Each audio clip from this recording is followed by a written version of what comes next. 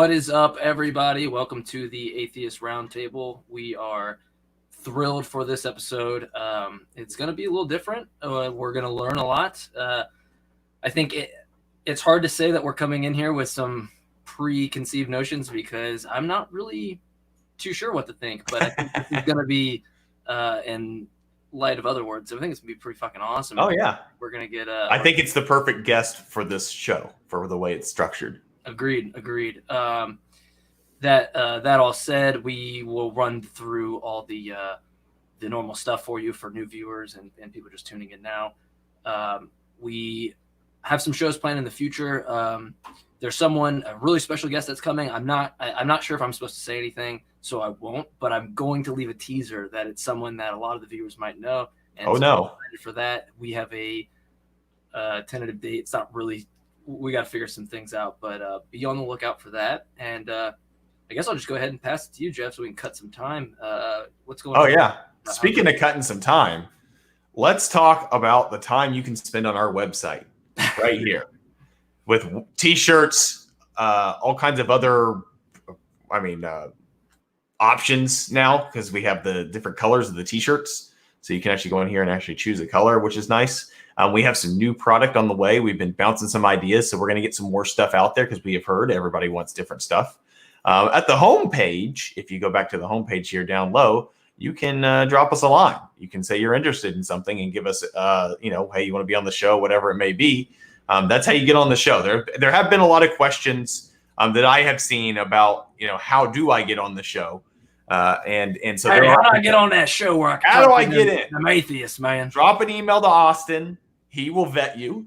He will talk to you a little bit and make sure that you would be a good fit for our show. And so that'd be step one. Step two is making sure that you're available and we have time to put you on the schedule. So shoot him an email. Let's see what do you got to lose. Yeah, exactly. So Mike, who do we have on the show tonight?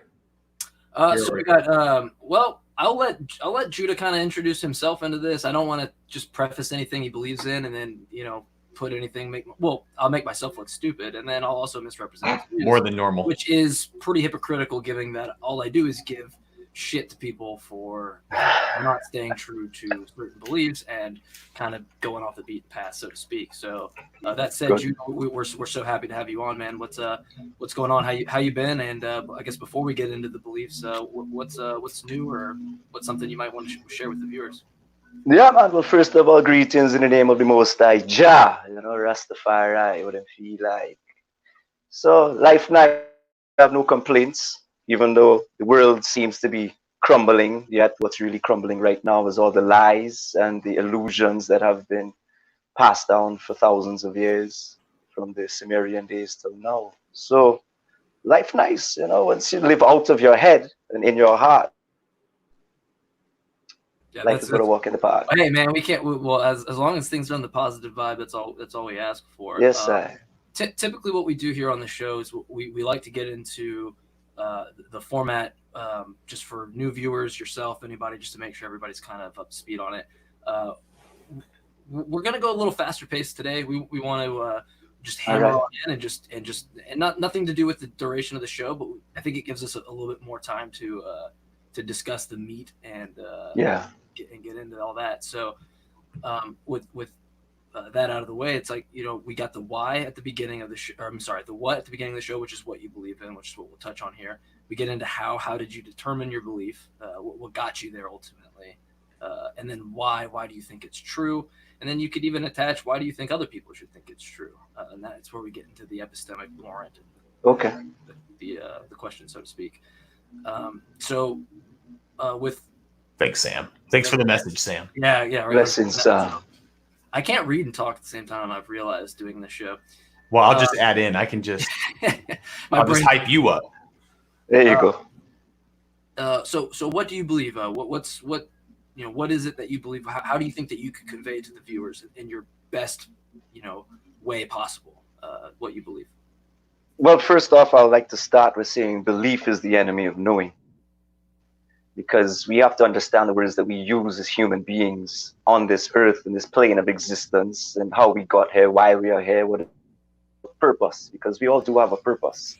We are not a mistake. There are no mistakes in this life. Even if we make mistakes, that is due to our ignorance. That's not due to our best version, fully educated within the construct of what we're seeking. My journey started from the time I was born, but we can go to the type of time of being aware at 15 years old when I joined my first world religion class. Now, I come from a country called Trinidad and Tobago. It is twin islands off the coast of Venezuela. It's the first set of islands off of the Windward and Leeward Islands, going all the way up the curve to Puerto Rico, Cuba, Jamaica, Haiti, Dominican Republic, all those islands before you get to the Keys. So I have a different style of life, which is free.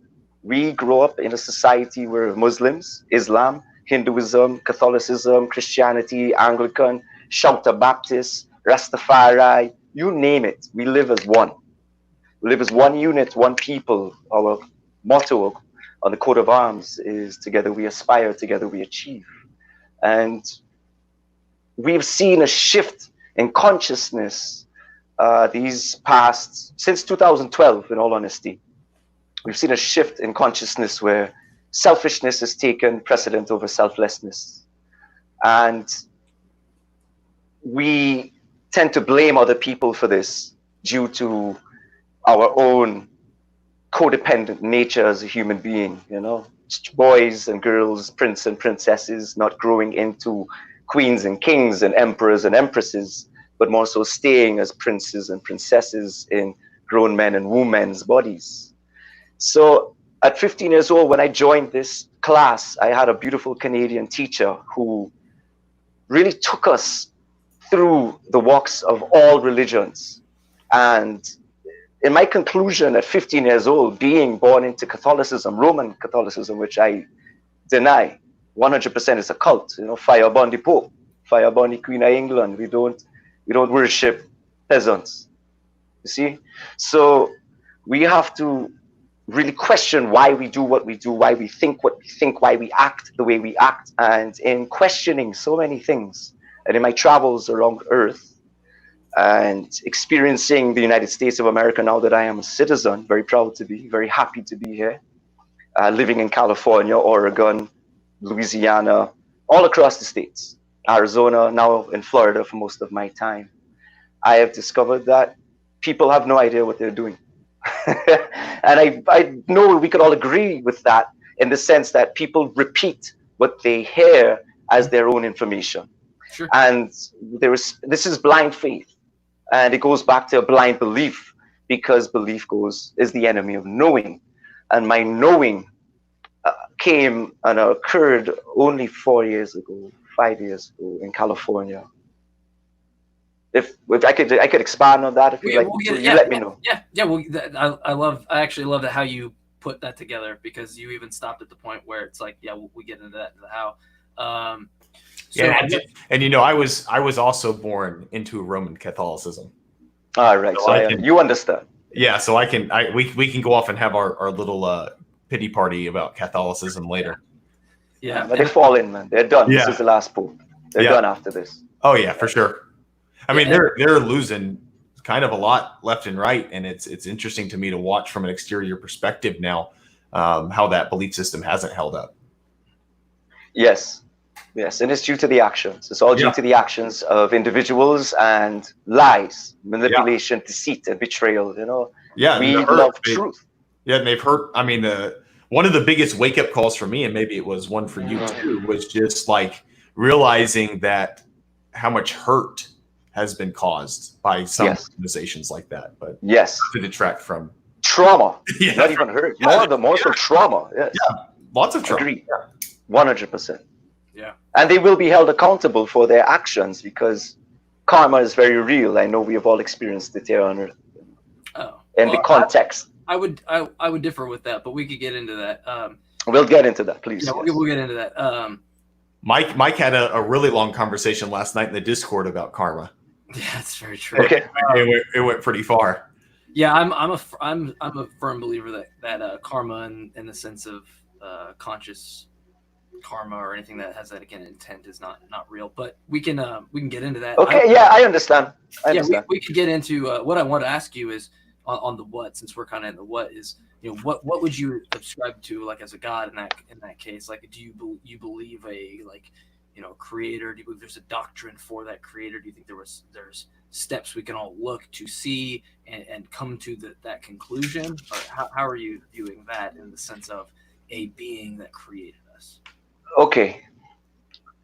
To start, we must first know that when a man or woman concludes to anything, it's going to be wrong, because we cannot come to a conclusion unless we have taken the time to dive deep into the depths of one's soul, not to the external opinions and regurgitated nonsense spewing out of uneducated individuals. So, with that being stated, I do not believe what I have been shown, I have been presented. I know with every single living cell within my body, or this body that has been granted I and I, that there is a supreme source, creator, outside of this realm that we live in. Because we could go to science. I love science. I love the litmus test, and I love the scientific method. Without using these tools that have been given to man, we're just running in circles. And Einstein speaks all about that. I'm sure you all know about Einstein's quotes. We won't repeat it. So when diving deep into one's soul, it is the discovery of self. It is the discovery of silencing the mind to discover the energy within oneself that created the heartbeat. Because you and me did not start our own heartbeat. We did not do that. Nor did your mother, nor did your father, nor did the electrical system in your body. When a sperm enters an egg, there is a big bang. Maybe the zinc or whatever chemicals that are reacting. But there is actually an explosion. And in that explosion, that is energy. And we know the laws of energy. Energy cannot be created nor destroyed. It can only be transferred. Just like all the electricity that we have all around us right now, it comes from something else creating that electricity, but it's more so grabbing it from all around us. Nikola Tesla will tell you all about this for those who follow his works. There's a lot of systems that we understand in man, that there is good and there is evil. And when I speak of evil, I don't speak of the Satan or the devils or the demons or all of these metaphysical beings which do exist in different realms in the multiverse of which we live in. If one man, a three-dimensional being with a finite mind, can speak and say that they know everything and they've come to a conclusion, then it's foolish. In my opinion, it's foolish. Because at the end of the day, the finite mind cannot understand, outstand, overstand, or understand the infinite. It is impractical, it is impossible. What the finite mind can do is only comprehend what the finite mind does. Relate something to something else. There is creation. There is no out of nothing, here's fire. There is no out of nothing, here's an acorn that will grow into an oak tree. Out of nothing, here's water. There must be an action to create energy. We can all feel the energy in our body. We are electrical beings. We can tune into different frequencies. I'm also a musician. I'm an entertainer as well. Because the message of Rastafari to get across to everyone else is not do this way and do it that way. And if you don't do it, you're going to hell. No, fire burn that. No man can control another man. That's slavery. Well, if I could ask a question, and we can pop. Please jump in.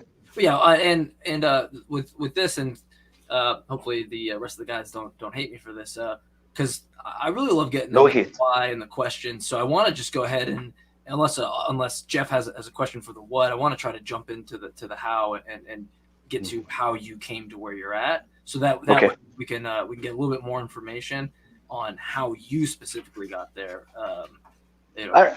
and then we'll get into why you think it's true, or we can just get into the questions right away. But yeah, I've been man, taking just some jump on. notes. I got some notes. Excellent. I'll say, Jeff, if you have Excellent. anything you want to add, And I think too, the people watching, I see some questions in the comments already. Get those ready because we are going to spend some time on Q&A today. So go ahead and get your Nice. questions ready. Yes, please. We'll have fun, yeah, there's gonna be a lot. It's all about enlightenment. Uh, So the how, the the journey. how. Okay, the how.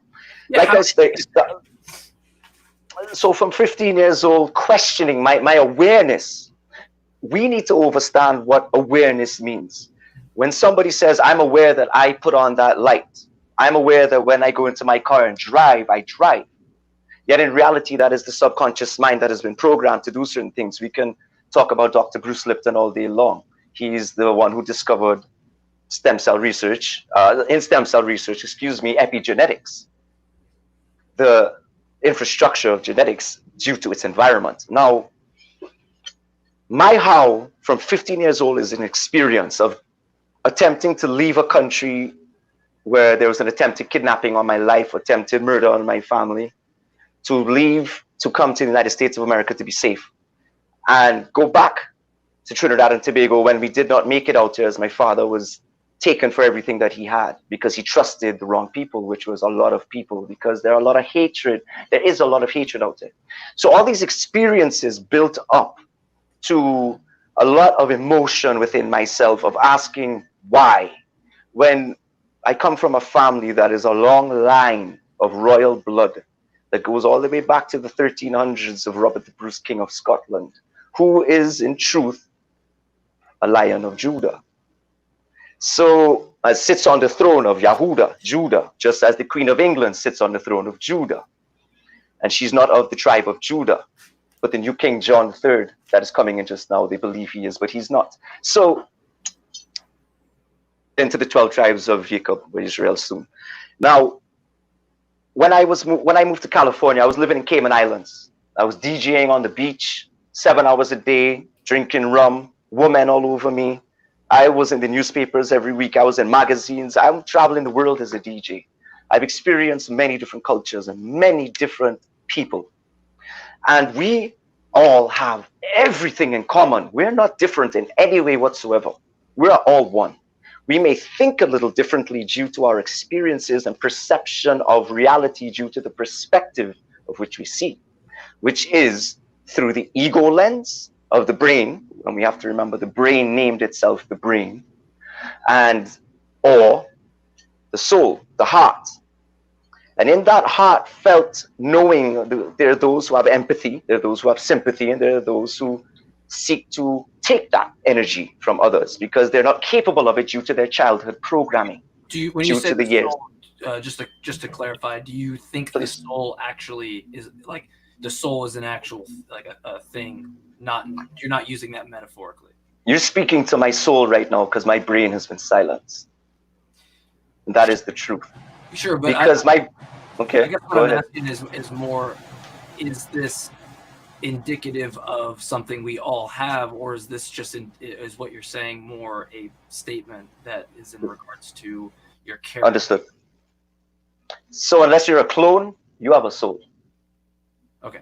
Plain and simple, because it goes back to that original beat of the heart that had to jumpstart that heart. That heartbeat, something else outside of yourself had to jumpstart your internal organ system. It didn't do it on its own. It can't do it on its own.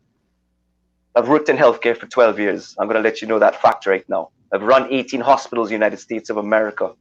Cannot do it on its own. So the product of reproduction requires a soul for the heartbeat to be started, is what you're saying. Correct. How could we build a test to determine that? I'm glad you asked. We'll get into that. So let's get to the awakening that happened to me, my first awakening in California. I met a model girlfriend that became my girlfriend in Cayman Islands. She flew in with the pilot for the, the Oakley shades, the man who created the Oakleys, and Red. He was his private pilot, and I was his friend, and I met her, and we just clicked like this. We were both missing something within our life. I was empty and she was empty, yet we had everything that we thought we wanted, what our egos wanted.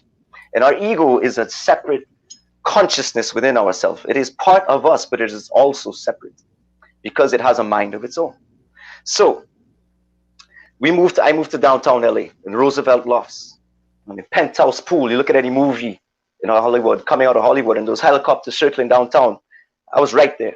It was a beautiful life. I learned a lot. And we got to a point where we moved to a 4,800 square foot, 7-bedroom mini mansion out in Corona, right on the Santa Ana River, so her child could get a proper education, because there was no room for a child in downtown LA. It's disgusting.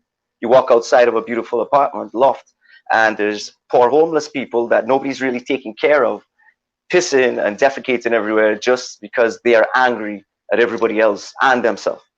They have a lot of trauma that has not been helped or healed yet.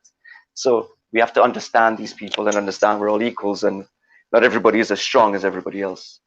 So we got to this place where I had my own studio. I was legally growing hundreds of pounds of cannabis and giving away to cancer patients, because I come from a farm in Trinidad and Tobago, and I love to grow my food, which I do right now. I love to grow what I smoke, what I eat, what I ingest. Whatever goes into my body, I'm going to make sure I know where it comes from, because I don't trust people. You can't trust people that live in a capitalistic society. So it got to a point where I was doing everything the right way of a capitalistic, even an atheist. I was an atheist at one point, where a lot of my friends were murdered in Trinidad and Tobago. I'm talking, they didn't even get to reach 18 years old. They were killed, strangled to death, killed in an accident, killed by gunshot, killed by a knife slit in their throat. They grew up very rough. But finding that peace when defending oneself from the evil that exists within man, and it's all due to pain and trauma. And that was what turned you into an atheist at that point, was the yes, the negative of God. Why would you allow this to happen to this girl? Why would you allow her to be raped? Why would you allow her, for her brother to stand there and be six men take his sister down? Why do you allow that to God? Did you ever look at it from a standpoint of maybe just being like, I'm an atheist because I haven't seen a God, or I'm just not convinced that it exists? Or was it just specifically based on emotion? It was all based on emotion, because again, coming up from in a Caribbean island where you live in paradise, where there's a waterfall in your backyard, rivers, streams, you catch your food, you eat your fish, you have beautiful, everybody's happy. We have over 200 plus holidays that we celebrate a year, because we celebrate every religious holiday. Therefore, we party more than we work. We work for ourselves. There's a lot of business owners in Trinidad and Tobago, and it is one of the happiest places on earth. It has been voted one of the happiest places on earth. Now, it's one of the most deadliest places on earth. Sure. And it's due to the influx of, I'm not going to say atheism, it's due to the influx of terrorism coming in from the CIA, the American government, the propaganda machine that has spewed a lot of gay agendas, and I'm talking immoral acts of man upon people who know what life is about, because we live it. We don't have to fight to live. So we live for free. How did you determine that that those acts are immoral? You're saying that gay acts are immoral. Okay. You said they're immoral, right? I just want to clarify before I ask my next question. Morality and immorality exists. Yeah. So there's right and there's wrong. And would fit on the wrong side. It all branches again from trauma. It comes from a place of hold on, disingenuine. I don't want to keep cutting you off, but I feel like you're not giving me a straight answer. I feel like because you're not allowed to finish, because you're cutting me off. Well, I know. So and you'll hear your answer. I'm just trying to get a yes or a no, and then we can just move on. I just want to have a clarifying question. I don't speak like that, Bridget. You see, this is where we're different. Is you call yourself Jesus. I am the official Lion of Judah, and I am very intricate, and I pay attention to detail. I will explain to my viewers. I was given the title Jesus, actually. I don't call myself that. But besides the point, that's interesting to me. And I don't want to get off our format, but you're saying that you don't answer in yes or no's. Don't you think that would be an easier way for your interlocutor to understand what what you mean? No, because then everybody could put their opinion on my yes or no, and then everybody can think that they know what I mean when I say yes or no without going in depth to the truth of which I speak. Sure. All right. Well, let's go in depth on the because from my standpoint, I do think that you think that being gay is wrong. So help me figure that out then. Okay. We have to understand why somebody does what they do. Why would a man look at another man with a hairy backside and say that's something I'm attracted to because it makes me as a man feel good? It makes me as a man feel complete. It makes me as a man know that I'm putting something into an organ that is meant for things to go out of. The body has a function, and we function at our most highest when we do what we're supposed to do. Feed it correctly, think correctly, speak correctly, act accordingly. Now, when I say act accordingly, just like Shakespeare, I heard you guys speaking of Shakespeare recently. The world stage. We're all on stage, are we not? Difference is that I gotta interject because you're making a lot of claims on this that aren't really that aren't true. First off, I have gay friends that don't have anal intercourse, so I'm not understanding how you're getting to the conclusion that you believe them. I wouldn't see any reason. Have you been in a bedroom with both of them while they sleep at night? You believe them? Sure, why not? I trust them. I have evidence to trust my friends. Could that be wrong? Sure, it doesn't change my worldview because I'm not. Well, you don't have evidence. You're lying to yourself. Sure, you have no evidence. All you have is their word, and their word is a lie because you're trusting a man who takes a dick up his backside. Do you think it's okay to? But do you think it's okay to have sex for pleasure only? To each their own, you know, brethren. At the end of the day, would you say the purpose of the organ though is for reproduction and nothing else? Of course, there's a reason it feels good. Of course, there's a reason everything feels good. This isn't about feeling good. This is about what you are making a claim is wrong. Well, let me finish. Let me just get to the end point quickly. Sure. It all branches from childhood trauma of molestation, plain and simple. I'm not going to deny it because the psychiatrists, the psychologists of Earth who have been studying this for a lot longer than you have will tell you that. Sure. What if I told you that the empirical data goes overwhelmingly against you? What would you say to that? When people's lips are moving, they're lying. It is one's responsibility to discover the truth within their lies. Well, then where were you getting your data? It's what they're not saying. So were you just lying to me? No, I don't lie. I'm not allowed to lie. But your lips were moving. So question everything I say. I 100%. Yeah, that's what we're doing. No, you don't question me. You question everything I say by doing your own research. Sure. If you question the liar, then you're just going to get more lies. So take my words, remember them, write them down, and question them. Yeah, and all this stuff I've done extensive research on. So that's why. And you've concluded, but you have not done enough. Extensive is not enough because you have not discovered the truth yet. You've discovered an opinion of many agendas. So what's my many agendas? Well, Mike, would you agree that we'd circle back to this?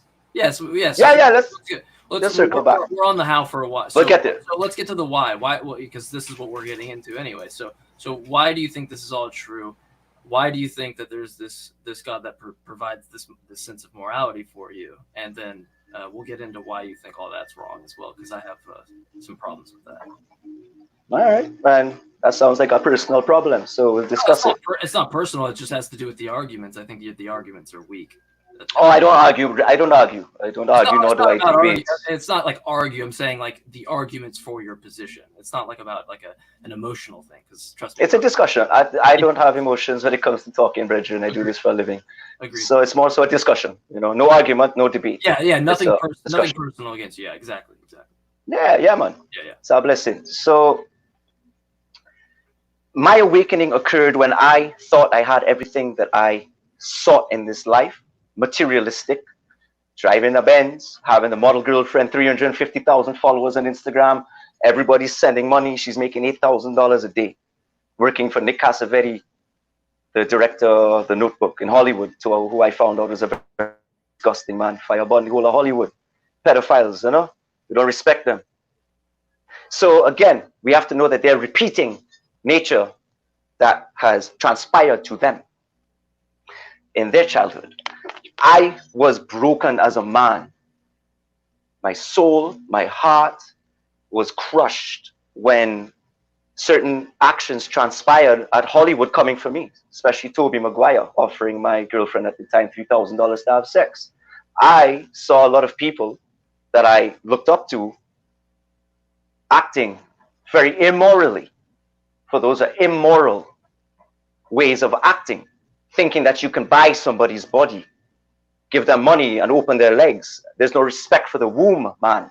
For a woman is the WOMB dash man, just as human is HU dash man. Where did this word come from? If people don't know who Hugh is, then they really have no idea where they come from. So I found myself in a closet, curled up in the fetal position, crying. Because everything I was doing right by society standards, getting into the relationship, dedicating myself, cutting off all the women in my life, cutting off friends who didn't support what I was doing. And I still could not get a win. Though I had everything we needed, but then our income source was being taken because she would not sleep with these Hollywood directors, because she has morals. She's a good woman. And in that moment of tears and weakness and discombobulation of the mind of why, an energy came in and picked me up. And it taught me everything that I ever asked. Every question, the day I was born to when I was 30, 31 years old at the time, it was taught and told and given to me. And I had this awakening of collective, of what may be called Christ consciousness. And if we study Christ consciousness of how the pineal gland will secrete the oil that goes down to the scrotum and comes back up, by raising the consciousness of more so releasing the DMT that is created within the body into yourself without taking external substances, because DMT is only released upon birth and upon death. Are you saying that the pineal gland is responsible for that? The pineal gland is responsible for a lot of things, for the balance of our moods and many things within our is this something that you're taking like from personal experience? Well, I'm asking. Yes, I was curious if you read a lot of Descartes. Descartes? No, I do not. Okay. All right. I know Descartes, but I do not. The more kind of books that I read will be, real men who have made a change in this world and explained things beyond our understanding of the planets, the moons, the stars, Jah sun, Jah earth, Jah water. Things that answer why I'm here, what is my purpose, how did I get here, where am I going, and what's next. And I have those answers, that I'm going into the unknown, knowing that it's going to be all right, because there's nothing to fear but fear itself. The truth, like you say, has no fear. So the beautiful title for this, truth has no fear. Therefore, I don't have any fear. I fear no man. I fear no woman. Well, can I ask you a question real quick? You could ask me anything, Bridge. Sure. So earlier you had said that this was outside of this realm, and I quote, how if it's outside of this realm, how did you exactly determine that? Well, science says that the universe was created 13.8 billion years ago, correct? Can we agree on that?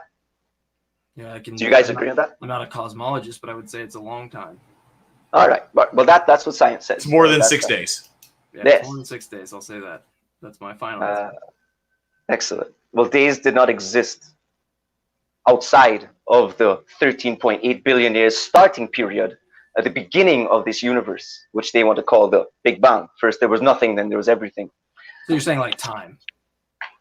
Right. It's the time matter continuum. Yes, matter and time and space. So all this is space. We have space to do things. We're in space right now. So and the whole Earth is space. There's everything outside there. There's some people believe is water. Nobody really knows us up there. We don't believe in NASA because we know NASA's a lie.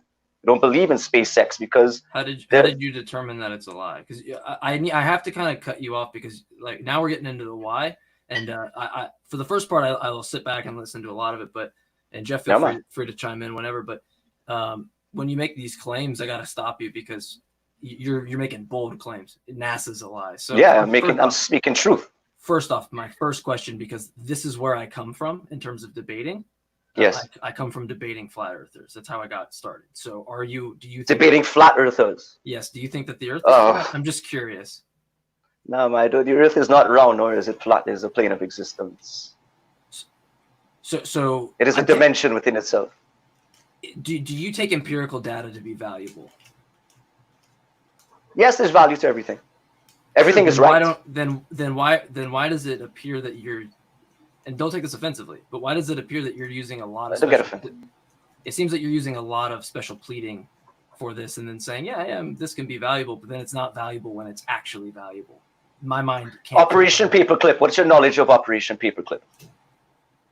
My knowledge of, I'm asking you a question. I don't want to shift any goalpost here, because this has nothing. No, we're going to NASA. What's your knowledge of Operation Paperclip? I'm not a NASA scientist. I'm asking you. What's your knowledge of Operation Paperclip? Do you have any? Yes or no? No, that's irrelevant to what I'm asking. No, it's relevant to what I'm answering your question, because it has everything to do with your question, Bridger. So okay, Operation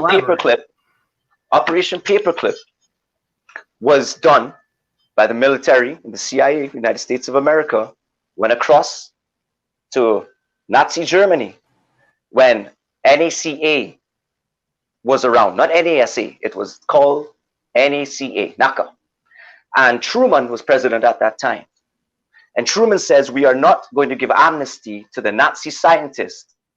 We want their technology, but we don't want them here. Well, the generals and the CIA went against the president, as they always do, because he's just a figurehead, he's just a puppet. And they brought a lot of Nazi scientists across to America. And that is when Werner von Braun started NASA and created the rocket ship for the Americans. Because they created it a long time ago in Germany. So does this mean they stole it from the V2 rockets? Does this mean that rockets have not gone into space and we have not actually observed round Earth? Because my issue with this is that you're saying it's not round, nor is it flat, but the problem is that we can calculate curvature with just basic physics and math. I mean, we can just literally get the distance to the sun. We can use different points.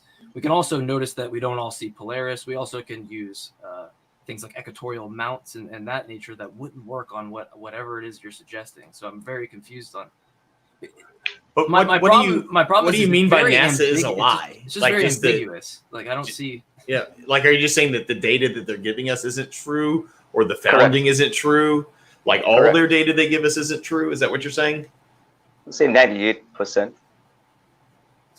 But are you like a rocket scientist? Do you have any cosmological do you have any I don't think that's. I mean, what's the motive? Like, I'm curious. Like, what's the motive for NASA? I've been studying the stars and the planets for over 25 years. What is it that they're trying to tell us? Like, what are they telling us that we shouldn't be listening to? Like, what are the lies that they're giving me? Have you ever seen a picture of Saturn with a satellite in front of it, or a picture of Mars with a satellite in front of it, or a picture of Jupiter with a satellite in front of it? Sure, like a picture of like one of the probes that's been sent there. Yeah, who took that picture? Well, they could be just artist renditions.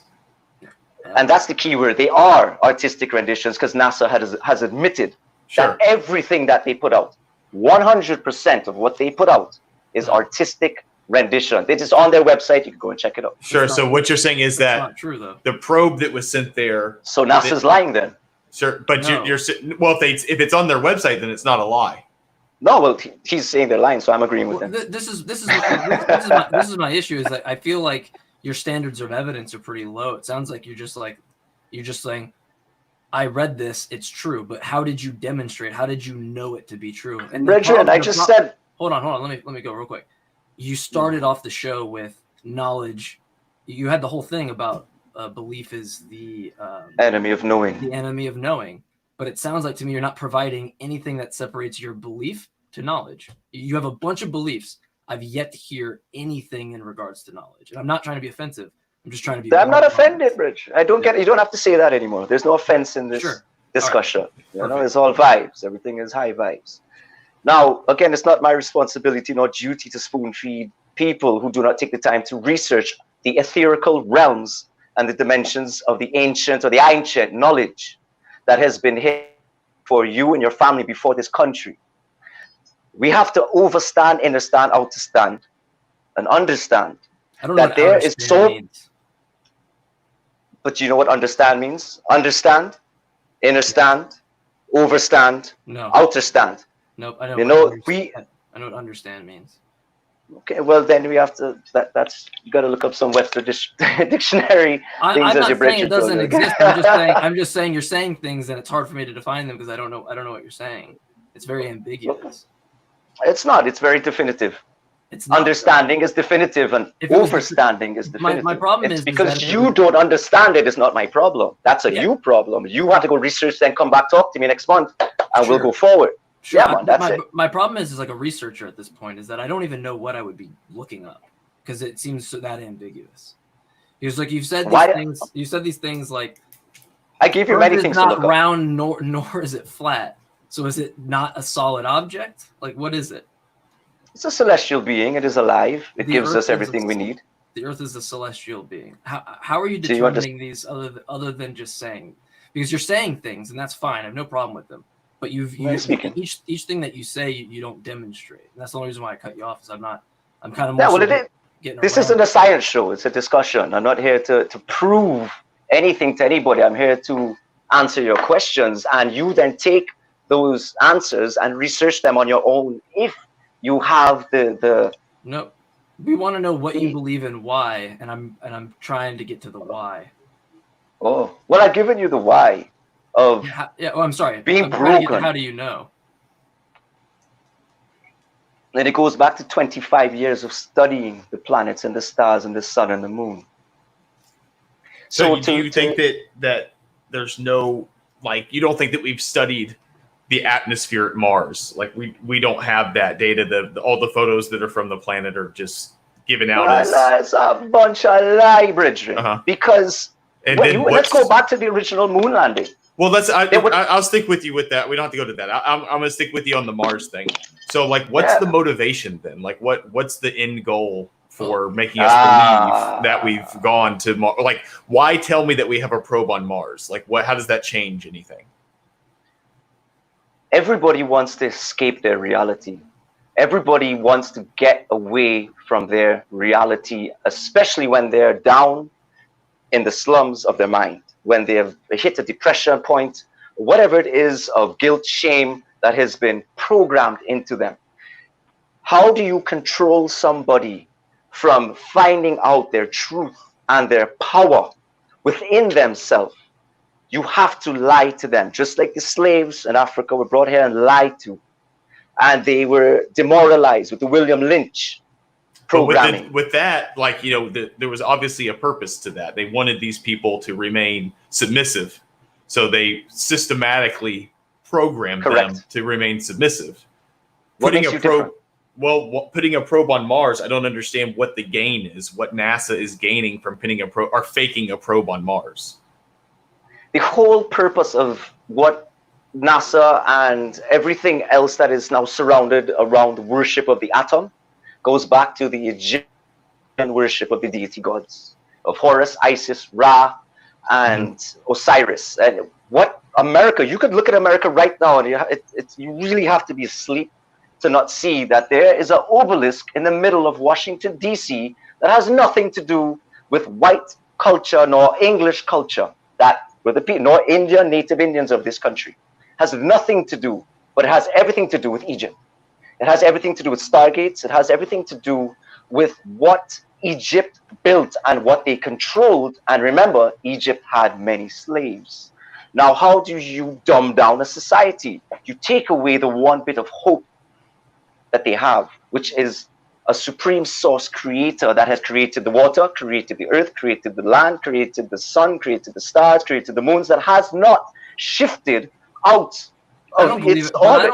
I don't believe in that, and that doesn't affect me. So it affects you, Bridget. I assure you 100% affects you. You just don't know how it affects you. That's, again, in your journey, you'll discover that. No, you haven't discovered it yet. Jude, I think it is that some of the... Oh, sorry. No, I'm just saying, perhaps we could, but I just don't understand. You can say all these things, but there's no difference than me saying, you know what, you're wrong, and actually, it's actually not that. It's actually a squared triangular shaped Earth, and actually it's not Washington D.C. It's actually the airport in Denver, where there's actually this mural on the wall that means that we're all gonna go to Toaster Land Island. It doesn't mean anything unless you can actually show me how that is true. I mean, you can say all these things. It does not make it true. I just don't. Well, I've given you. I haven't gotten any empirical data. And I'm not trying to get like upset or anything. It's just it's to the point where you've said 15,000 claims, and you haven't substantiated one of them. Again, it is not my responsibility to have you go and educate yourself in ancient knowledge. If you have not picked up an ancient book that is over 3,000 years old, what are you doing? You think that primitive people had more knowledge than us? That's the problem. That's the problem right there. I'm asking you. This has nothing to do with me. I'm asking you. I'm showing you something. That's the problem, that you're calling people more advanced than you primitive. You can't build the pyramids, brethren. There's not one person on earth that could build those pyramids right now with all the technology we have. It still can't happen. We know that Thoth built it. Yeah, we can. Thoth? No, we can't. We cannot. It's a lie. It can't. The way that was done, where it was cut, where it just cannot be done. Let's assume you're true. Let's assume that's true. How does that point to any supernatural anything? Because what many people are missing here on earth is they're living a parallel world with no shape. The whole world is made on this Fibonacci spiral, the thumbprint of the Most High. The pie forever expanding outwards. It's in our face. It's in our bodies. It's in this herb. It's in everything. It's in music. It's in tone. It's in the wave. It's in sign form. It's in frequency. It's in vibration. It's in energy. And everything is in energy. And if one does not have a full understanding, overstanding, innerstanding, nor outerstanding of energy, then one is not going to be able to comprehend the words coming out of my mouth, because it's lack of education of history. What's your understanding of energy? You guys go to atoms and molecules. Atoms and molecules are forever moving, forever vibrating, correct? Can we agree on that? Depends on what you're meaning here. Can you be more specific? That's a scientific fact. It doesn't mean anything. It's scientific fact. They're forever vibrating. That is science. You can't deny science, can you? As an atheist, you can't. I think you have a That's your religion. No. So I think you have a misunderstanding of atheism and that, because I have atheist friends that think the earth is flat, that do not value science at all. So that's absolutely true. Then they're not atheists, because they don't worship the atom. No, atheism just simply means I do not believe in a God. That's it. Doesn't mean I. That's incorrect, actually. No. So how would you? So let me explain my beliefs. I want you to give me how you would classify that. Make it easier. Okay. So I don't believe that 100% knowledge or absolute knowledge is accessible to me. I will never be able to absolutely know something. However, I also don't currently subscribe to any deity that I have seen. So I don't exclusively say that there can't be a deity. All I'm saying is that everyone that has been demonstrated to me or given to me has not been convincing to myself. The only problem is I want to get into energy, because every time we're trying to get him to define something or provide evidence for the thing, we leak into something else, like the atheism thing, or we leak into something else. Like we've gone from flat Earth to not flat Earth to energy to love to all these things, and I want to hone in on just one thing at a time, because I feel like we are just moving a million miles a second, and it doesn't make any sense. That's how fast we move, Bridget. When you're free, you move fast. You know, time ceases to exist. Time does not control I and I. You have to understand So I'm not interested. I'm just not interested in platitudes. I'm interested in actual like evidence and empirical data. So I don't care about the platitudes. So you're not interested in ancient that has been documented, and that's what your science is based off of. You're not interested in the root of the truth in which you see. No, I don't think you're understanding what I mean by platitudes. But what you're saying with energy, what is your definition of platitude? Well, what I'm saying is this flowery language that is being used to describe things doesn't flowery. I am no flower, Bridget. I speak like a man because I know what I speak about. I don't have any doubt. So we'll get into what I wanted you to define, which was energy, and that is what you're saying the atoms are. But you're missing like the actual physical or mental activity that's involved or the power that's involved, like say whether it be kinetic energy. This is the thing that bothers me the most when people use the word energy. They just kind of, let me grab this thing that sounds like it's useful to my position and let me just add all this stuff to it, even though it has very specific baggage and very specific usage within physics. Yes, so that's my problem. That's my problem with it. So when you're saying energy, what do you demonstrate that this energy ties to the supernatural? How can you show me that? What is a thought? A brain state. A thought is an energy. A thought carries energy. A thought is energy manifestation. The reality of, for instance, this right here, this Tibetan bowl, this sound wave is energy. By hitting it, you create energy. Even though sound is energy, it carries vibration. Let's look, for instance, at a piano. We're all familiar with a piano. If you look at the middle C key, which is the first in the scale of the major scale C, you press that piano key down and it's going to get that hammer and velvet hammer and hit down that string and it's going to vibrate 261.18 seconds per second, which is known as, let's say, 262 hertz.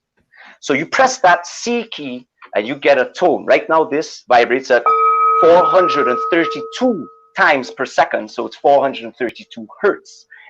Everything on Earth, in the universe, has a vibration, therefore carries an energy signal that can be measured. And we all know the law of energy. It cannot be created, nor can it be destroyed. It can only be transferred. So if we go to a lower part of the keyboard, let's say the low C, like Jaws, dun, dun, dun, dun, dun, dun, that is a low vibrating frequency. If you were to look at it, it's more like a serpent, a sine wave that's very elongated.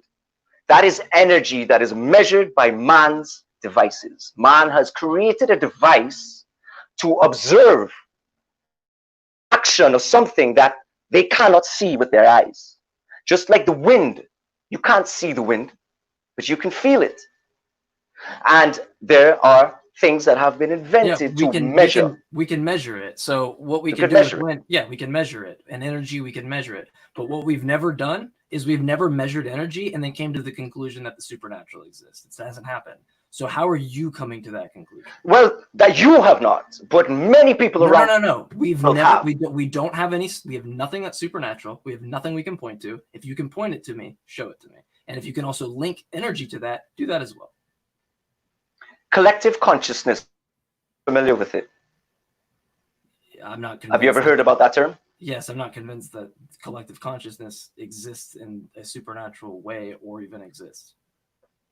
Okay, well, it has been proven, actually. If you haven't done the research, you can find out. It's after 9/11, God bless those souls. It was measured by random number generator computer systems. Now, we all have a fair knowledge of IT here. Random number generators are going to generate numbers. I'm a computer programmer, by the way, so just throwing that out there.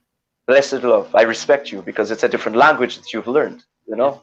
Mm-hmm. Like I said, I've been in IT since I'm 15 years old. I only mention it because I only mention it because I've yet to hear someone use IT analogies in regards to the supernatural, and I haven't heard somebody not make a false equivalency fallacy yet. So that's why I preface it.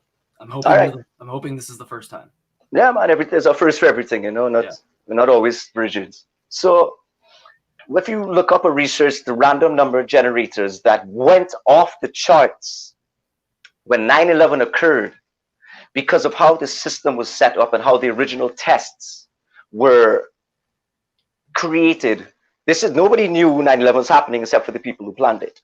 Now, the world was unaware. There was a spike that showed that human consciousness can affect electrical devices, be it computers or random number generators. And I don't have the facts because it has been about 7-8 years since I've really looked into that. But I advise everybody, go look up the random number generators that went off the charts when 9/11 occurred, September 11th, Twin towers were taken down, and Pentagon was taken down, and a lot of files were lost, and a lot of lives were lost. That's one aspect that has been proven and documented in science. So it's the global consciousness project that's been widely misunderstood by people, is what it is. It takes a level of spirituality to understand the etherical, because it is a triangle. So I would love to get it's all a triangle. Judah, I would love to get there. I'd love to get to that, and you can help me, provide me that knowledge to get there. But how can you actually show that to me? Because we can talk about things, but like, so if I want to show somebody that I use deodorant today, I would pull up my deodorant. I would show them. I would also go, hey, you know, if you smelled me, probably wouldn't smell very good, you know, if I didn't use it. So we would have like sense of smell. I'd have sight to show you this. I might even have some white stuff in the hairs, you know, that's leftover residue that shows I put it on at some point. You know, it hasn't been washed off yet. How can you show me in those ways that the spiritual realm or the supernatural realm exists? Do you dream? Yeah, of course. Show me your dreams. I can show you them on a brain state if we hook me up to a CAT scan and things you can't. like that. Yeah, I can show you. No, you can't. That's rock solid. I can actually. You can't show me your dreams, Richard. I can actually show you how neural correlates fire, and we can actually show the brain states that are involved. We can actually. That's not a dream. That's not the visions that you've seen with the interactions of the feeling, be it vivid, lucid, or just plain state. It is an explanation of the phenomena involved. I have some pretty deep dreams, though. It is. I'm glad to hear that. Hold on. Do you not think that that is an explanation for the phenomena involved? Do you not think? No, because you can't show me the vision in your dream. Yes. Because what you just did is showed me your deodorant and what it's going to do and what it looks like with the jumped up in your hair. You're conflating two issues. No, I am talking I'm using your example with. You're conflating two issues, because what you're saying is that you're conflating the dream with the contents of the dream. So if that was to be true, you would say, I can't prove the dream. We show you on brain states. The difference is you're going, you can't show me what the dream was. Sure, we can't, but that's not what's in question. What's in question is, can you show me a dream? Can you show me that the dream occurred? Yes. Now we have no way of being able to determine whether or not we can show what happened in the dream. And actually, we're at the point where we potentially could show what is going on in the dream based on new advancements in science. But regardless, we can actually show that the dreams did occur. So can you show that the supernatural events are occurring? Give him a second. I think he's dealing with some technical issues, Mike. Gotcha. I think his phone is overheated. So I think my brain is... My brain is underheated. You know what? I'm about to say it. Okay. I don't care that you broke your elbow.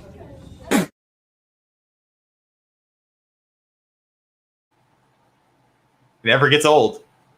Never gets old. We do have a lot of Q&A. We have a lot of Q's, and we need some A. Yeah, I've actually been. I haven't got to peek at the comments today, but I'm finally. Oh, you take a look at them, and then. I'm finally. Well, I did myself like a little bit of justice here, where it's like, I got logged out of StreamYard, so basically I can't see anything. I can't. For the producer's sake, I can't mess with anything. I can't. Yeah. You know, I can't step on their toes. So it's there. I'm sure they're like, oh, this is what it's like to have a god. Mike's not interfering. Like, you know, it's probably such an awesome thing.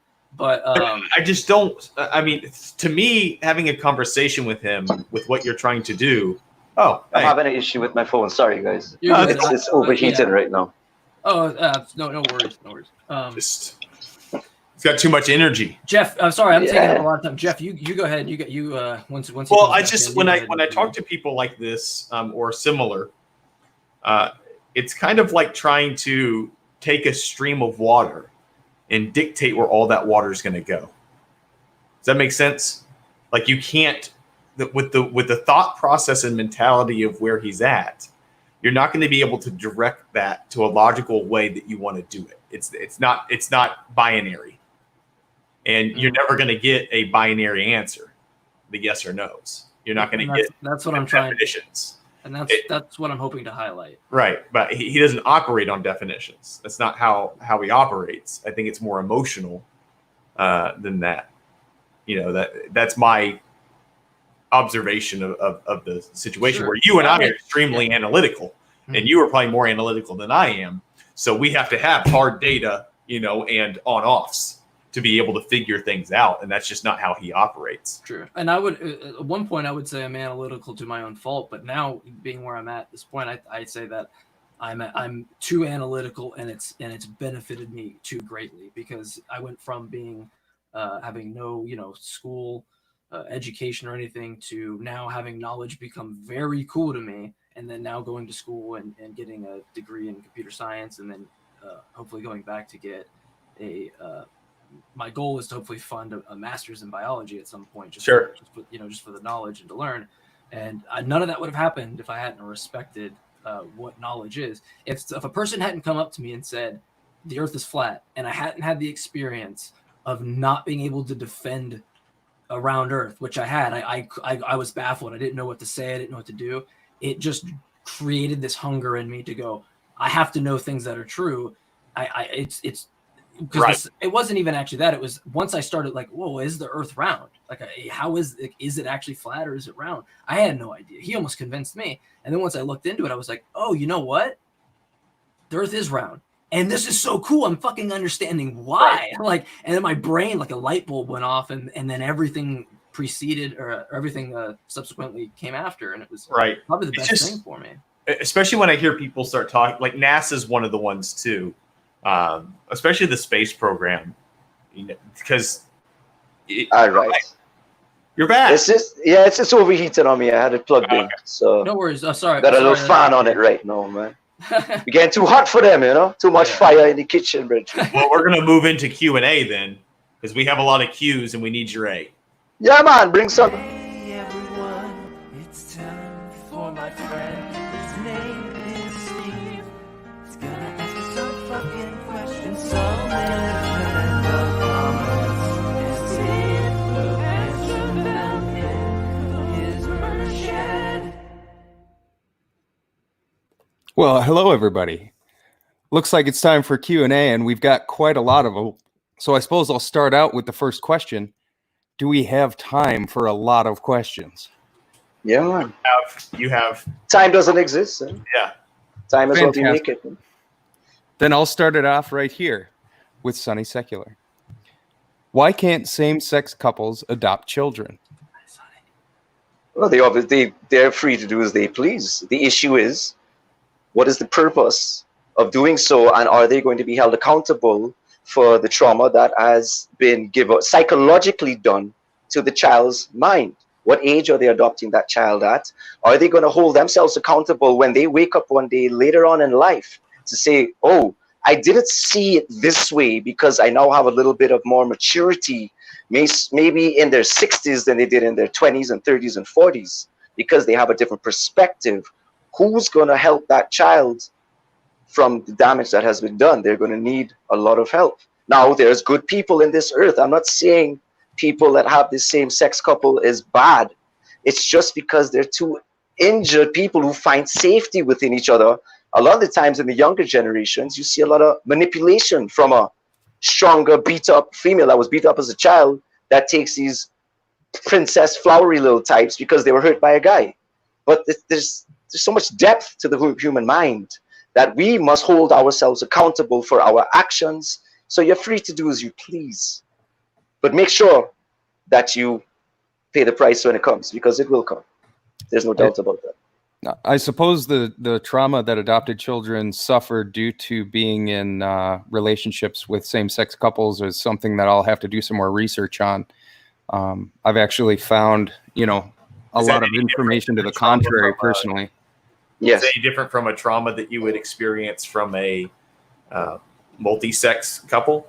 No, not. Let's not take away from that at all, because there are very horrible human beings on this earth, and I have rescued many girls from narcissistic parents, sociopaths, psychopaths. I've shut down sexual cults because of narcissistic men just trying to lure in females that are broken, because we all get broken at times. We're human beings, So the moments of weakness is when people come and prey on you, and we see it in movies, we see it in reality. But the sickness is that the reality is a lot. So more really, devastating than the movie. there's no difference when it comes to trauma from one couple to another. It could happen with any couple. there's once the morals and values of a good foundation is set to, okay, you are free to choose and be as you please, but here's the information, here's the education to make an educated decision and not a biased decision, because this is what me and your mom do, or me and your dad do, if it's two guys, two females, whatever it may be. We see that agenda pushed on us in Hollywood and series, sitcoms, and everybody's healthy and happy growing a child up. But nobody talks to the child what they go through internally and what they block. They block their inner voice. They block so much things out. And it comes back to haunt them later on in life due to their decision-making skills, due to believing certain things to be true, when in reality they are illusions. Steve? All right. I've got another one here for us. What Yes, makes Sonny. a woman a Jezebel? What makes a woman a Jezebel? The Jezebel, well, we have to understand who Jezebel would be a was. different thing. Jezebel is a queen back in the day who used to chop off the heads of men after she was done with them.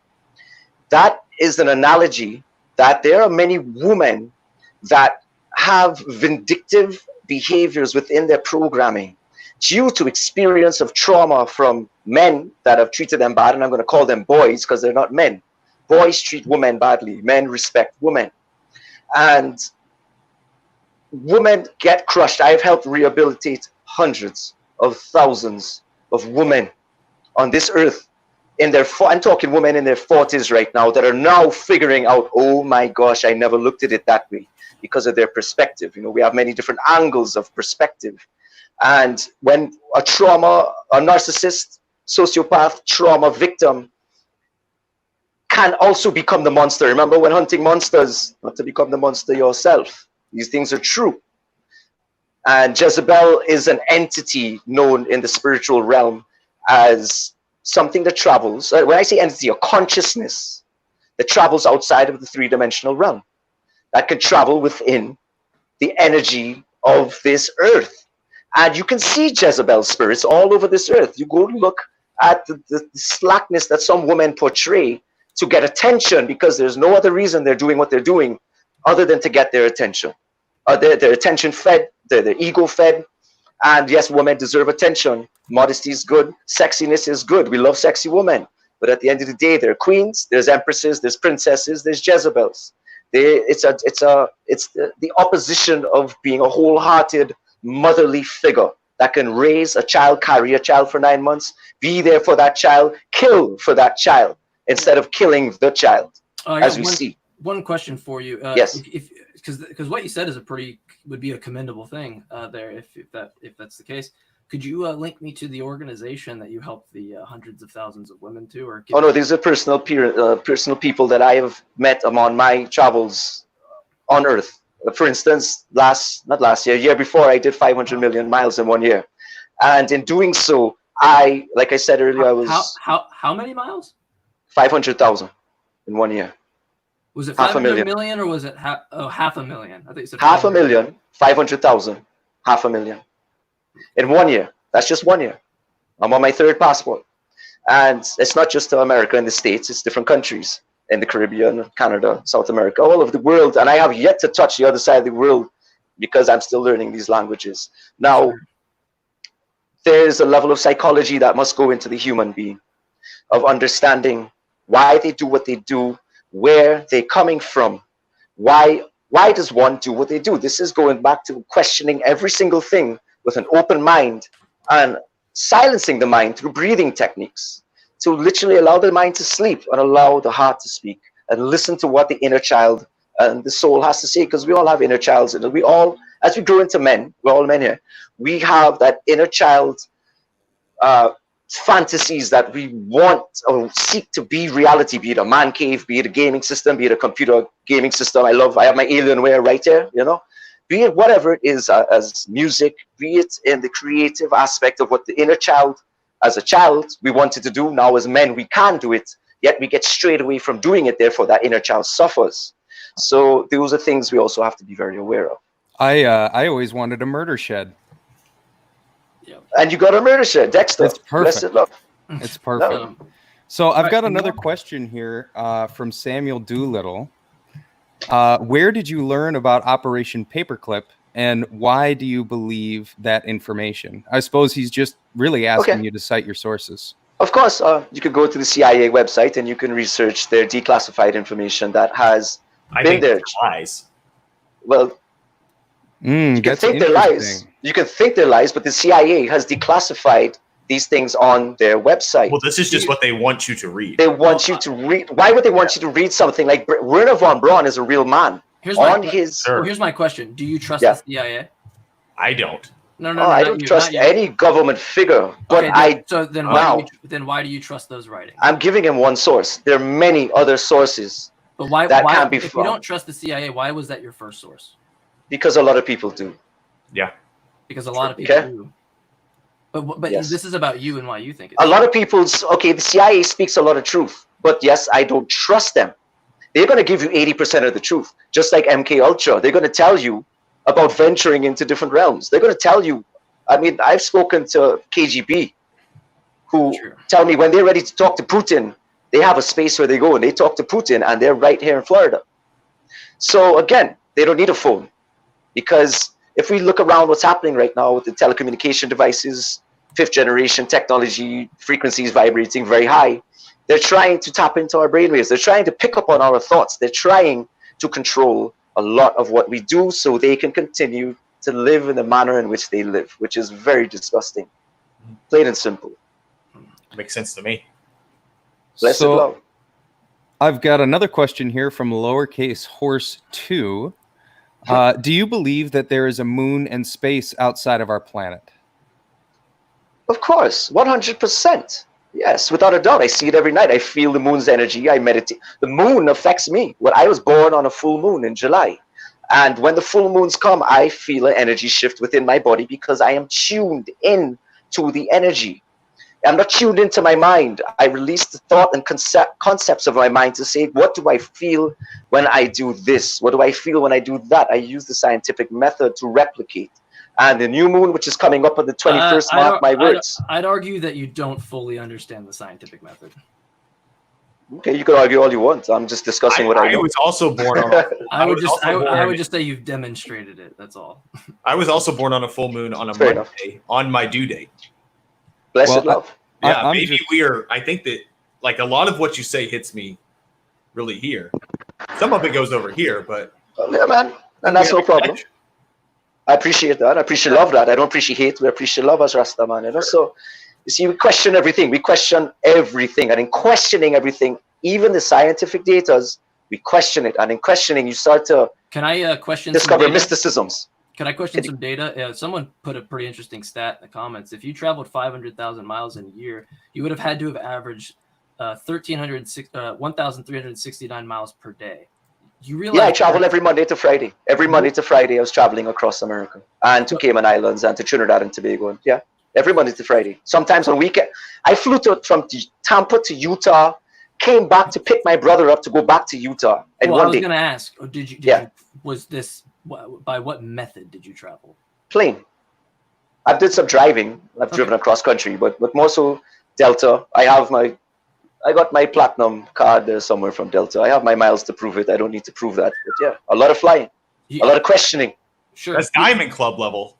Well, I was just going to say, regardless, that would still have to average the 1,300 miles a day. But irrespective, we'll move on to the next question. No, it's documented by Southwest and Delta and American Airlines. I don't think it's Southwest. Delta, though. Delta, I like Delta. Delta's good. Here's a question from Dragons. Do you know if aliens have ever visited Earth? Yeah, man. It's my first science experiment when I was 13 years old was about the Men in Black, questioning Roswell. I questioned Roswell to a T with the information that I had at the internet at those times in the 1990s. And there's a lot of information that just doesn't add up. And there's a lot of fake, and there's a lot of truth. But at the end of the day, you can go back to all the ancient texts of the Sumerian tablets. You can go to the Quran, the Torah, the Bible, the Helios Biblios, as they call it. You go to all ancient texts and you have these fallen angels that were cast down here, 72 of them with Lucifer himself with one name, Baal, Belial, Baal, whatever. And those are entities of a higher understanding. They're the ones who taught man many things. The Greek mysteries, the mythologies, the Egyptian mythologies are history that have been transcribed to withstand the test of time, to capture the imagination of man so it does not disappear. And it's there for a purpose. It's all there for a purpose. Aliens, angels, whatever you want to call them, there's darkness and there's light. And well, one movie, Fire in the Sky, was a movie and a book of an experience of a man who was abducted, and that really hit something within me because of my own experiences. In Earth, I'm not saying I've ever been abducted, but I've seen and experienced things that science cannot explain. Plain and simple. Well, I've got another question here from John Anthony. How would you know if you had escaped reality? How can you tell? People come and get you and put you back in. That's I love that answer. People come and get you and put you back in. They might put you away in psychiatric ward for a while as well. When you become free. You become free from the thoughts in your mind. I mean, when you are alone and you are in a state of disorder or mental chaos or anguish, you become free of that. It doesn't occur anymore because of the control within controlling the mind. Instead of the mind then controlling the self controls the mind, knowing that there is actually an energy greater within myself, outside of myself, everywhere here. That the reality that we're told is reality is not reality at all. It's all an illusion. This country is built on illusion. My country is built on an illusion. The Russia is built. Everything on earth is built on an illusion. The Queen of England is living in an illusion. So how do you know anything that you say is real if it's all an illusion? It goes back to the litmus test, the scientific method. It took a lot. But at this point, you can't be sure of anything. Oh, you could be sure of certain things. I could assure you that the Most High Jah is very real. I could assure you of that. I've been waiting for 1 hour and 16 minutes to get to there. So, Reggie, I've been waiting 36 years to have this discussion. But sometimes it takes a little longer than what you want. Sometimes you have to seek the answers within yourself. It's not from me that you're going to get your answers. Your ego is not ever going to be pleased by the answers that come out of my mouth. You have to take the time to silence your brain, which is very intelligent because you are an intelligent man if you're a programmer. And you have to question everything you know. You have to question that you have created the fourth dimension as a programmer. That's not the three-dimensional realm anymore. You've created a fourth dimension to get you to the fifth dimension. No. Here, actually, the third dimension. That's not true at all. Hey, Jesus, Mike. This actually kind of segues. True. This kind of segues really well into another question that I have here. Run it. Ooh. You said that your brain is silenced and your soul is speaking now. So do we all have a mind/brain and soul, but we are only using our brains? And how do you silence your brain? Okay, excellent question, Samuel. Blessed love. So in the silencing of the mind, science does not truly understand how the mind works. They just don't understand consciousness. Spirituality understands consciousness. You go back to, we're talking about agnostics before. If you get to the good Gnostics, the original ones who studied the spirituality to a different level of testing the ability of the infinite within them. It is literally, let's imagine a brain is like a puppy and it's going to continually run around in circles. Oh, what's that there? What's this there? Oh, that's over there. Oh, I want to think here. I want to go over there. Meditation is key. How I first started to meditate, there's answers on my website, officiallionofjudah.com, and the Lion of Judah Truth blog, where you can search meditation and see my journey in meditation. You go to Instagram, Facebook, it's all the Official Lion of Judah. And silencing the mind comes from a breathing practice of simply breathing correctly, because we were never taught how to breathe. Nobody in school ever taught us how to breathe out. So I do the same thing, but I don't tie any I meditate every single day, but I don't do it for any supernatural thing. So that's my thing. I think you have a tie to supernatural, or maybe you've demonized supernatural. The word, where I'm not speaking of supernatural. I'm talking about going into yourself. Hold on, let me finish, please. I'm talking about going into yourself and discovering this voice that has been silenced by the adults who have told you what you have to do to be happy in this earth, in this realm, in society, uphold other people's standards, uphold what they want you to do. And in silencing the mind, in breathing. Now, Because you meditate, that does not mean you meditate correctly. All right?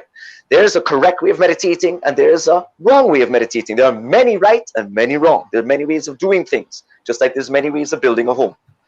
The correct way, I'll give you a guidance. You can draw a red dot on a piece of paper and you look at that dot for 2 minutes.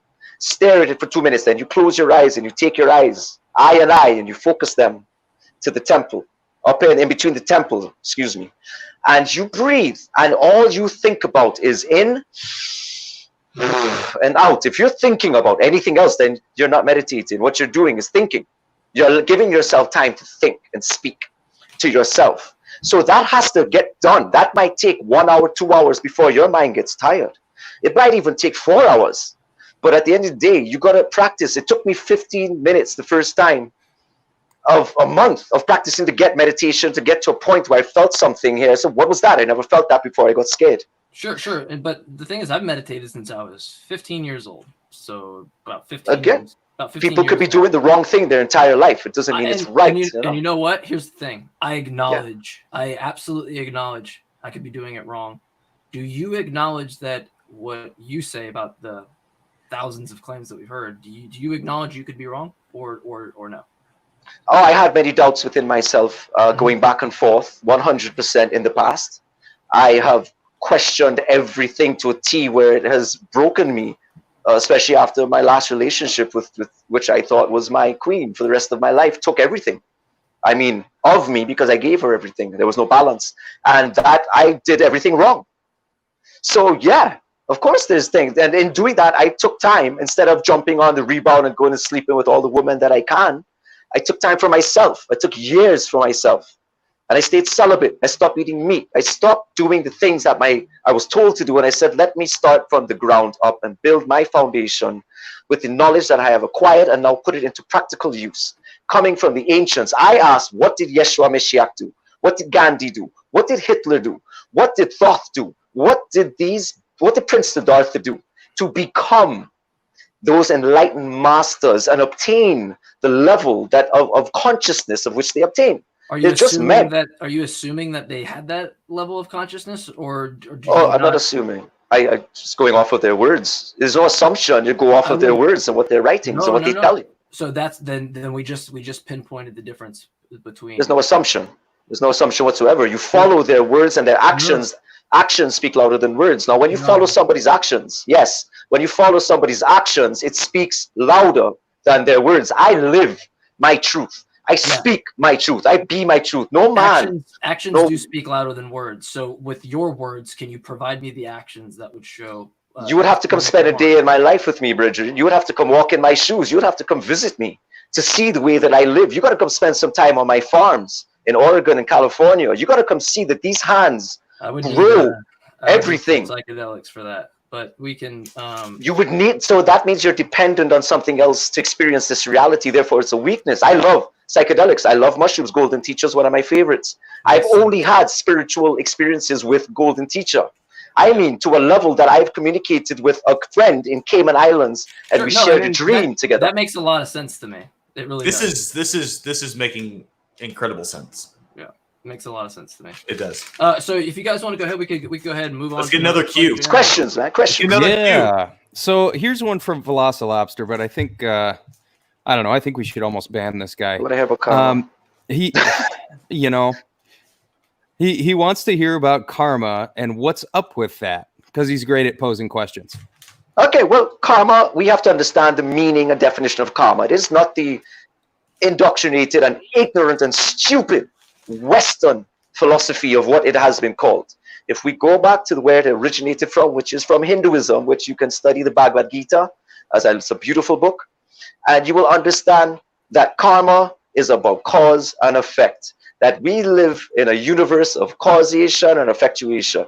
The cause is going to have an effect. What is going to be the effect of this cause? So if somebody sends a negative energy or thought out to someone else, what may have been called back in the day as a curse, as let's say we all here talking about somebody who's not here right now, that's actually putting a curse on somebody. That's what it was considered.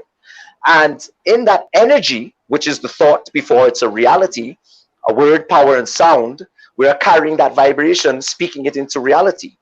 And in speaking into reality, we speak certain things that can have effects on other people, but that is not karma. And people say, oh, you got to watch your karma because you're saying this and you're saying that. It's like, no, that's not what it is. And if you do this, you're going to do something wrong. Do you think that it has like a conscious entity to it, or is karma? Because some people will just say, "Oh, well, if I put in good, then good should come out." But I don't like that definition because I agree with you. If you do something I don't like good, that. sure, something good might happen. But is the causation dependent on some kind of conscious action? I 100% agree with you. And there should be no, if do good every time and good shall follow, that should be a good motto for one's life. But if somebody is doing good, if the intention is to do good, and only because of their heart balance, that I doing good out of the bottom of my heart because I choose to do good, like nobody's looking at me, nobody's knowing what I'm doing it because nobody knows I'm doing it. I'm doing it not to please myself, but in a selfless action. Then you're actually creating a domino effect that it's happened to me. I have done horrible things to people in the manner because of my anger and emotions due to how they have mistreated me. And it has come back to me tenfold. And I have done great things for people and not expecting any outcome. For instance, donating to this fraud place, compassion in the name of Jesus. There are a bunch of fraud a-holes. You know, they took my money and told me it's going to a child in Africa, in Togo. They gave me his name, Damigu. He's born on the same day as I, the Rastaman. You see him, real Africa. How do you think you could have prevented that from happening? Well, this is experience. This is where experience comes in. There is no preventing experience. You can't prevent things from happening if they're supposed to happen. I chose to drop some money into a child that popped up one day at the same birthday as mine. I was like, oh, this is okay. Let's see. I want to help him because I have the will and means to help him. His parents don't. He needs help.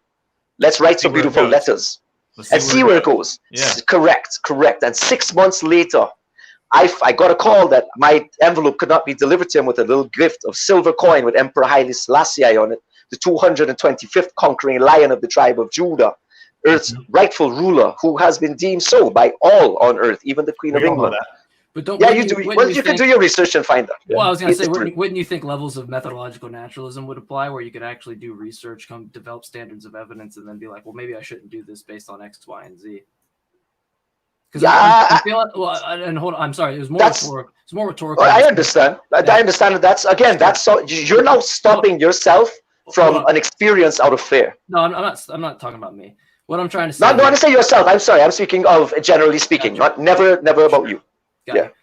So the problem is though is that you say these things, and I'm gonna be the devil's advocate. I'm gonna be but I kill the devil every day, Bridget. So bring it. Cool. The devil is not welcome here, you know. Perfect. So and juju.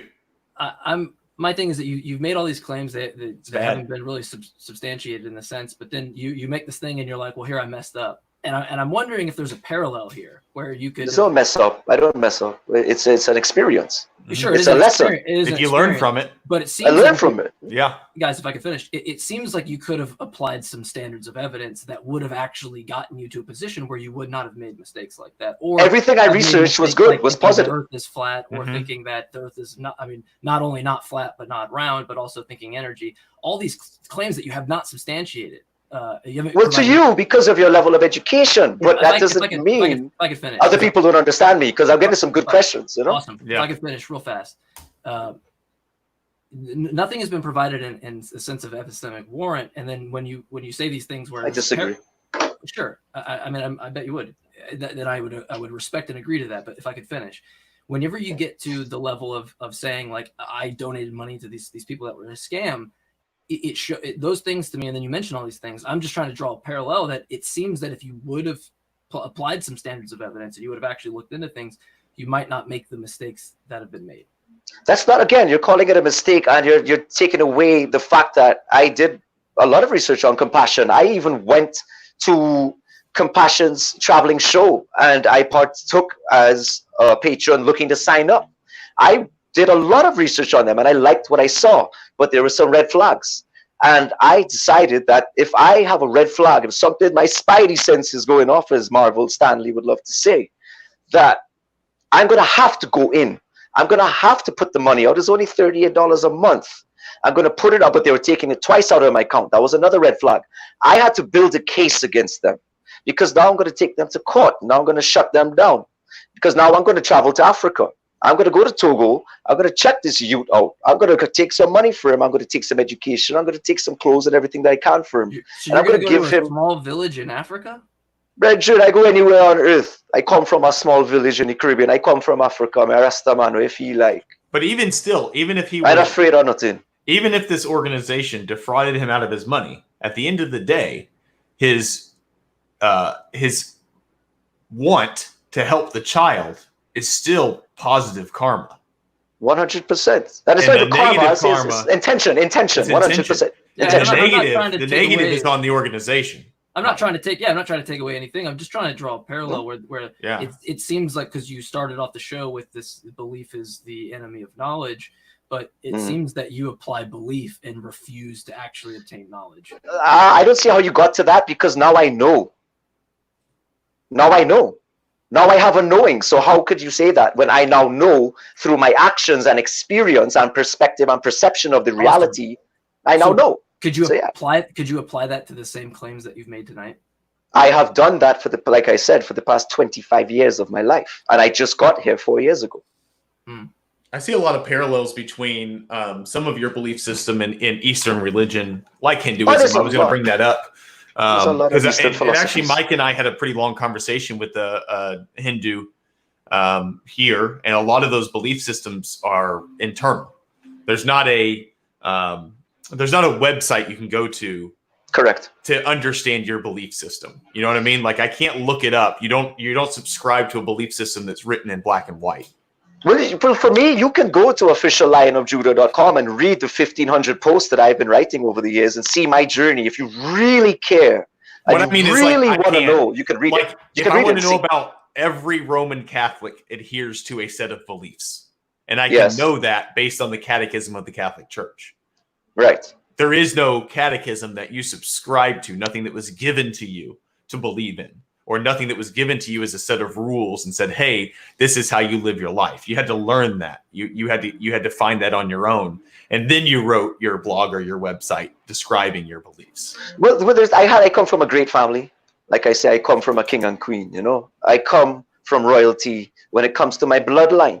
When it comes to my internal essence of knowing who I am, why I'm here, what is my purpose. And not everybody thinks the same way due to their childhood experiences. I'm a very loved individual, as I love my family. I keep us together. They keep me together.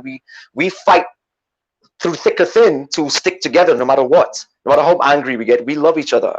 And that's the foundation that I have been born upon and given to everyone else that has come into my life that has not experienced that. I have so many friends that have lost their parents, have not had a mother, have not had had their father gunned down in the street, you know.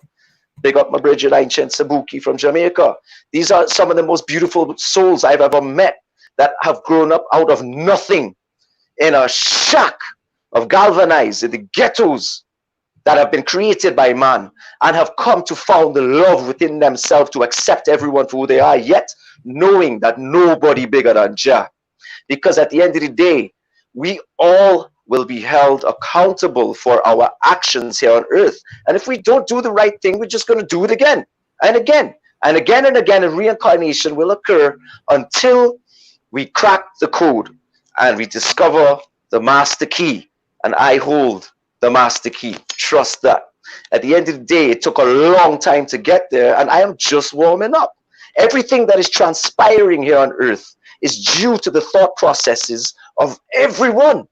The collective consciousness, the anger, the hatred, the Black Lives Matter, the All Lives Matter, Rabbits Lives Matter. What about the children's lives? Nobody cares about the pedophiles taking advantage of children right now because they all have an egotistical agenda. This is why Rastaman, we have to abolish, we have to go through hell and high water to become a militant soldier of the Most High. To show love, sing love, be love, speak love, but hold everybody accountable for their actions and crimes against humanity. You see, nobody here has caused any crimes against humanity. You guys are all innocent. You guys are loving individuals that have your belief system. And there's nothing wrong with that. You're living the way that you want to live, and you're free to do so because you are a human being that has been born with the free will choice to choose bad or good. Evil. Well, let's Wouldn't it get be another Q in there. We Well, need Real to. fast, Cue would it. it be- Yeah, would it be I was fair gonna to say, sorry, would it be fair to say that with the analogy that you use, especially in regards to why do other people care, that when someone says, like, when you mentioned all Black Lives Matter, all lives matter, what about the children and all that, it would be fair to say that when, say, 9/11 happens and the buildings go down, we're not going to sit there and go, all lives or all buildings matter, because the focus is on the event that is happening, right? We're looking at the big thing.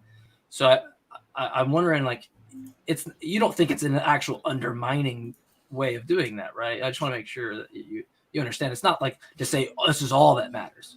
It's just to say that, you know, this is what matters right now because that's the focus and that's the injustice that's going on right now. the Black Lives Matter movement is more about Black Lives Matter too. Exactly.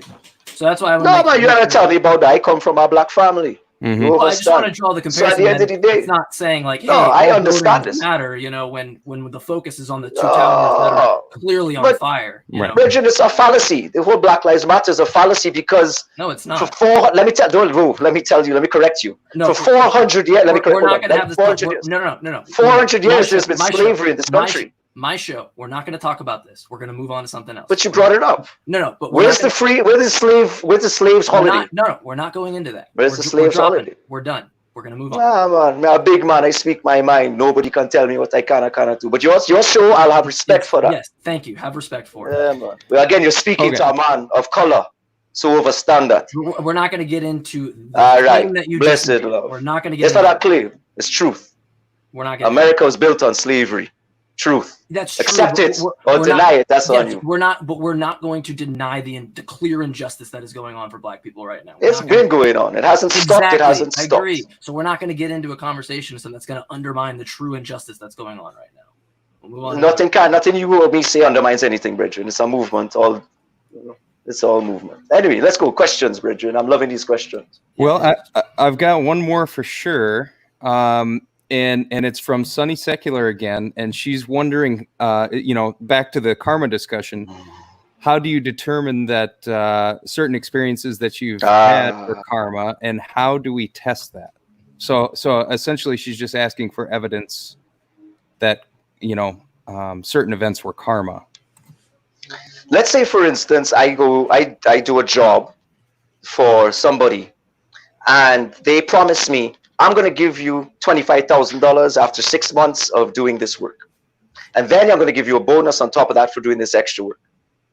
Well, let's say the job is finished, completed, and 6 months pass after the fact, and there's still an outstanding balance that has not been paid due to the work that has been agreed upon by two men shaking hands, creating an agreement, creating a vow to each other that I'm going to uphold my word and you're going to uphold yours. I do my part, the other person does not do their part. A man, for instance, I'm going to say it because this has happened to me many times. And the people that have undermined due to egotistical nature or overthinking or whatever it may be, nothing to do with a personal vendetta, but more so a problem within themselves. They don't pay me. Bad things start happening. They start surrounding and attracting an energy around them because that is what they're putting out there into the universe. We are just radio tuners. We can tune into any frequency we want. If I tune into a low vibrating frequency like the serial killers, the rapists, the murderers, the pedophiles, that is a low vibrating frequency of consciousness. Slow vibrating. The faster you go, it's what love is resonating at and what love is measured at. And that actually activates DNA, the double helix.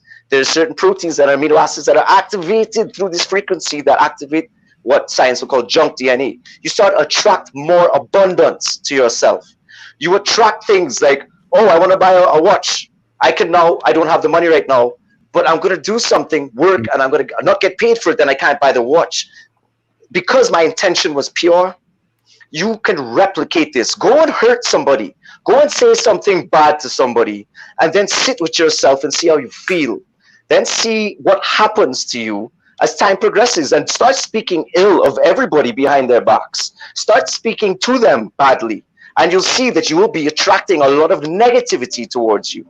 If you start speaking to everybody with love, and you start changing your tone, and you give them, yo, I love you. I love everybody in this room. Love does not come with conditions. It's unconditional. I overstand, understand, understand, and understand love. For it's not my definition. It is the definition. It does not come with conditions. That karma will be positive energy, negative energy, attracted, dispersed, sent out, received, cause, and effect. That's why you have to be careful with the micro radio waves. 100%. Yeah. You got to be careful with everything. Mike doesn't know, but I know. All right. That's So, good. another Education is key. I think I'm just realizing that my eyes aren't level. They're like, You're right. That's an imbalance of the left the left feminine and right masculine being. I and I. This is why I say I and I. All right. All Yeah. right. Okay. We'll get Look into at something that's tangible and real. Next Did Epstein kill himself? John Anthony? Nah, man. Pedophile? Absolutely not. Anyone with a brain that can see the facts that have been presented. Now, I can't say conclusive, no, he didn't kill himself. That would be stupid. I wasn't there. What I can say, why don't you apply that same logic to every other claim that you've made tonight? because I was there. Now, at the end of the day, I wasn't there with Epstein. But if you look at every fact that has been given, every fact from both sides of the spectrum, that means the spectrum of angular waves, you have 90-degree angles, 35-degree angles, 7,500, 80-degree angles. Every perspective, you will see that it doesn't add up. And if something doesn't add up, then I'm going to question why. Because a jigsaw puzzle only fits one way. The corner pieces will not fit in the middle, and the middle piece will not fit in the corner. Every piece has a place. So if a piece is missing and somebody tries to force a square into a triangle piece, it's not going to work. It ain't going to work. No matter what, it ain't going to work. Ain't gonna work. So we know that there's a lot of files on this guy. There's a lot of questions. I mean, I haven't even looked at the Netflix about the island because my research has shown me from the time I saw it, like, I know I lived in Hollywood. I saw the cultisms. I was there. I ran away. Would seeing the Netflix documentary be sufficient evidence? Absolutely not. That is an opinion expressed by the director. Awesome. And those who created it. Now, when one takes the time to research, again, all evidence and see that things are missing, you're going to come to a conclusion, or a partial conclusion, like, no, he didn't kill himself. They killed him. And they've killed many people in the past. Heath Ledger, Robin Williams. In Hollywood, you see it. You see the people go through a lot of mental strain and stress in Hollywood. I got to say that there's 7,000. I got to say that there's almost no doubt in my mind that absolutely everything on Netflix is true. And I know that I can verify karma because my name is Earl. Hey everyone, it's time for my friend. His name is Steve. He's gonna ask me some fucking questions. I love it. Like my beautiful voice. Murder Shed, yeah. All right, so we need to wrap. It's not auto-tuned. I know everybody is. So this is one thing. Jeff, that's not music. man. I've been getting told that that's auto-tuned. It's not auto-tuned. Like, just leave me the fuck alone. It's my voice, okay? Jeff, all you, bud. Thanks. So we want to move on and kind of wrap the show up, and we can move some of this conversation to the after show. So if you guys are interested in hearing some more and getting some deeper questions, we're going to get into that. Before that, I do want to thank our viewers too for tuning in and giving us some really good comments and questions and engaging with us in the platform, and remind everybody about the store and of course our Patreon page and some of the other places you can reach out to us, like the Tart.live website. Mike, do you have anything else that you need to say before we move on to the after show? Jerry. Yeah. So we're gonna do Jerry's last word, Mike's last word. Sorry, copyrights. So yeah, I wanted to go into something that I talked about with the producer backstage, my good boy Pasta Mike. Chicken Pasta Mike. But anyway, I wanted to go into science and naturalism, just a real quick kind of synopsis of something that I think could kind of tie a bow on things tonight. But it's been shown that if you want to be more, wrong more often, you'll start believing the claim before you actually test it. And this can dive into either circular reasoning or special pleading or, any other type of fallacy. If the thing that's proposed on trial is presumed to exist before the verification. And if the verification involved isn't a tangible tool input to the investigation, it seems kind of like a roadblock. So we get to a point where we have a fundamental disagreement on reality, where one person is going to think something, another person is going to think the other. And there's really only one question, is how do we get to who is right? And for me, the only thing that's been demonstrable, it's been true, is applying standards of evidence where you can actually get to a conclusion without just leaking in emotions or leaking in the way that you think things should be, or based on your experience. Because your experience, no matter how much you think, is not a clear indicator of the actual truth, because that exists outside of your experience. The external world is not necessarily your perception. There's an actuality to this. And so if you want to truly understand what the actuality is, you should apply the null hypothesis and wait until you either believe something or disbelieve something. And with that said, we love you. Thank you guys so much for tuning in, and we'll see you next time.